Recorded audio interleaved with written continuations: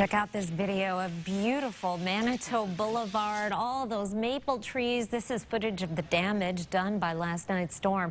Tree branches cover the ground and there's still snow remaining. The neighborhood is coming together to clean up the mess, a familiar sight across most of the Spokane area. Here's the scene at my house today. Number of trees completely down or broken. I just live a little ways away from Manitou Boulevard on another boulevard, and I bet the family's got it all cleaned up by the time I go home for dinner. No, I don't think so. It was quite a night. Very unsettling getting home after the 11 o'clock news to hear all of those trees coming down. It sounded like gunfire, but all over the entire South Hill.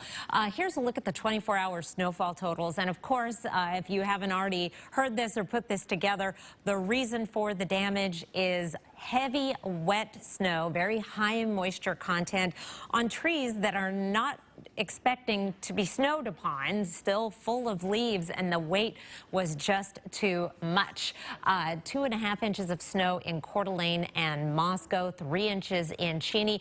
3.6 was the official total in Spokane. However, there were little pockets around the Spokane area that got up to 4 inches of snow, and 6 inches of snow in Rathdrum, around Hayden, Spirit Lake, all got a big bunch of snow.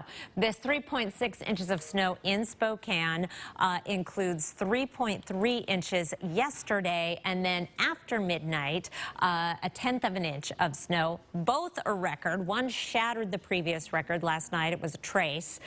Today's record was 0 because we've never recorded snow on this date. So I guess this didn't break a record. It just is establishing a record. Here's our seasonal total, almost 7 inches of snow. Our average to this point in the season is 0, just to sort of show you how unusual it is to get that kind of snow. Now, my rule of thumb for the first measurable snow in Spokane is right around Thanksgiving. The first time that you see snowflakes and get a trace or like, oh my gosh, it's snowing, is right around Election Day. Now, this map sort of shows before October 1st, not much. There's this little circle over here in south central Montana. Parts of western Montana and the central panhandle in that October 1st through 31st range, but we're in the purple, November 1st through November 15th, and really for measurable snow in Spokane, we're closer to the 15th. For the first trace, closer to the 1st. So we're ahead of schedule in record fashion. Also ahead of schedule for temperatures like these. These are our overnight lows. This is potentially record-setting night of cold weather across the region. Thankfully, Avista is ahead of schedule on getting power back on. Every time I check my own address, it's getting earlier and earlier. So very good news there, because we have a history of power outages after a weather event and then followed by a deep freeze.